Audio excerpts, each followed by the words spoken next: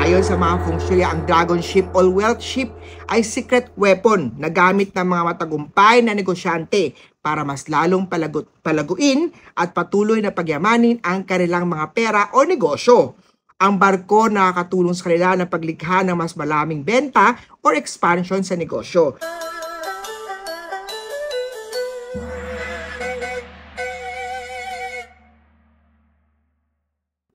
Ang dragon ship na puno ng pera ay nagdadala ng financial prosperity. Napakadami ko pong wealth money ship dito po sa aking tindahan. Kaya naman, personal pumunta dito o kaya mag-order na po online. Make sure nyo lang po na kay Mass Trans po kayo nag-order para ako mismo mag-guide sa iyo tungkol po sa mga wealth ship nyo po. Ang traditional Chinese belief, ang dragon ay nag-signify ng kapangyarihan, lakas at swerte. Habang ang barko naman o yung ship naman ay nagsimbula po ng pagkakataon, paglalakbay at pagkolekta ng yaman. Pinagsama ang dragon wealth ship pagdating sa kayamanan at tagumpay. Magandang ilagay sa wealth ship or southeast direction sa tahanang opisina para nagdadala po ng kayamanan at kasaganahan sa feng shui.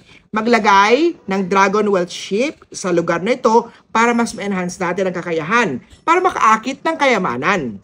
Ang wealth ship dapat nakaharap paloob. I-position po ang pag-flow ng dragon wealth ship papasok ng bahay sa space man sa room po para nagpapahiwatig ang kayamanan at kasaganahan ay papasok sa inyong bahay. Maganda rin ang dragon wealth ship ay nakalagay mataas na shelf na dapat nasa taas siya dahil ang barko or shelf o mga nasa taas na to ay level up ay nagdadala ng mas magandang posisyon sa ating mga wealth. Maganda rin ang wealth ship ay nakaharap din o nakikita from the main door. Isang powerful placement. Nakaharap ang wealth ship na to sa entrance ng tahanan o opisina, pinaniniwalaan nito nag-iimbita ng kayamanan, opportunity na pumasok.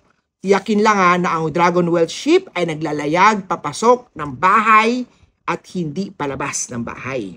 Ano pa ba magandang ilagay sa enhancement sa mga dragon ship para mas lalong palakasin ang potency ng dragon wealth ship? Paligiran ito ng maraming mga wealth, money bar, money ingot, mga crystals, mga barya.